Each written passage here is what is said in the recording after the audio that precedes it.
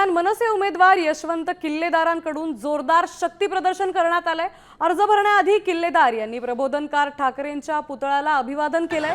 यावेळी त्यांच्यासोबत संदीप देशपांडेही उपस्थित होते। यशवंत किल्लेदार वॉर्ड क्रमांक 192 चे उमेदवार आहेत। तर यशवंत किल्लेदारांची बातचीत केली आहे आमचे प्रतिनिधी वैदेही काणेकर यांनी।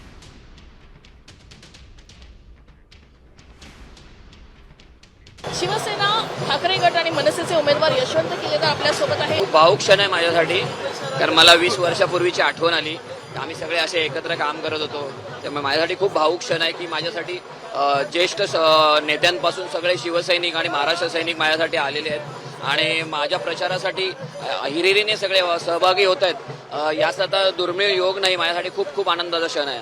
हे बघा काय माहिती आहे का, हे दलबदलू लोक आहेत, निष्ठा नावाचा प्रकार यांच्याकडे नाहीये।